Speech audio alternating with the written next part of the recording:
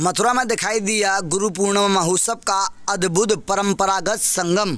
हम आपको बता दें कि गुरु पूर्णिमा महोत्सव के शुभ अवसर पर मथुरा में आस्था और परंपरा का अद्भुत संगम दिखाई दिया, जहां सैकड़ों की संख्या में श्रद्धालु देश विदेश से मथुरा के लिए आए, वहीं गोवर्धन की परिक्रमा कर बने पुण्य के भागी। वहीं जब बात की गई मथुरा के आचार्य एवं शास्त्रियों से, तो उन्होंने कहा कि गुरु पूर्णिमा महोत्सव काफ़ी प्राचीन है और यह परंपरा लगातार चली आ रही है। उनके द्वारा कहा गया कि यह परंपरा वेदव्यास ऋषि के समय से ही चली आ रही है और अब शिष्य इसका निर्वहन परंपरागत रूप से कर रहे हैं।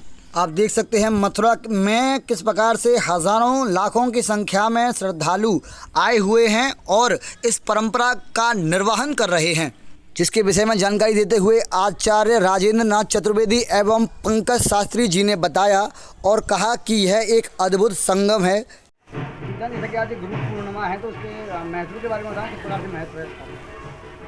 गुरु पूर्णिमा और व्यास पूर्णिमा, ये आदि गुरु श्री वेदव्यास जी जिन्हें कृष्ण द्वैपायन भी कहते थे।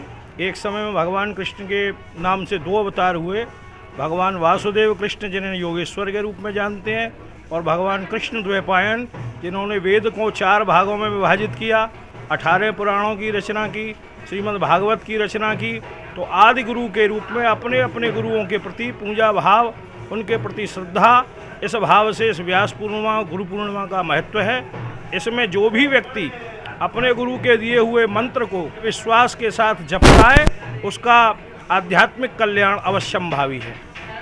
जी बताएं, जैसा कि आज गुरु पूर्णिमा है, तो ये जो अवसर है, जो पर्व है, किस प्रकार से मनाया जाता है? देखिए, आज का जो ये दिन है, ये गुरु पूर्णिमा और दूसरा इसके लिए शब्द प्रयुक्त किया है व्यास पूर्णिमा। आज के दिन के विषय में हमारे सनातन धर्म में एक परंपरा आदिकाल से चली आ रही है कि सभी शिष्य और भक्तजन अपने गुरुजनों का आज के दिन पूजन और समर्चन करते हैं।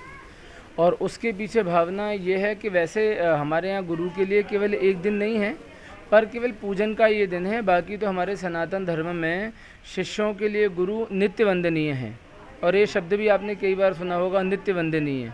तो गुरु जो हैं, गुरु तत्व नित्य वंदनीय हैं सनातन धर्म में, जिनका कि शिष्यगण अपने गुरुओं का अपने हृदय में नित्य प्रति ध्यान करते हैं, नित्य प्रति दर्शन और अर्चन करते हैं। आज ये विशेष दिन हमारे सनातन धर्म में मनाया जाता है, और भारत नहीं अपितु अखिल विश्व में ये पर्व मनाया जाता है। और भारत में विशेष इसलिए कि सनातन धर्म का वर्चस्व भारत में अधिक है, इसलिए ये बात भारत में ज़्यादा प्रचलित है। और हमारे यहाँ जैसे शास्त्र में गुरु की बहुत बड़ी बड़ी महिमा गाई गई हैं। अगर मैं बताना शुरू करूँ तो 7-8 दिन तो गुरु के विषय में बोला ही जा सकता है। पर जैसा कि एक पद में कहा गया कि जो गुरु कृपा करे रे मन, मैं भी गुण गाऊँ राधावर के।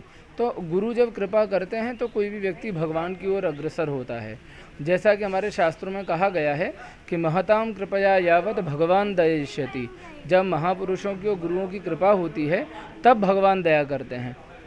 तो निश्चित रूप से हम सभी भारतवासियों के लिए, सभी सनातन धर्मावलंबियों के लिए गुरु तत्व तो बहुत ही ज़्यादा वंदनीय है और पूजनीय है, और उसी के परिपाटी पे हम लोग चलते हुए ये दिन मनाते हैं।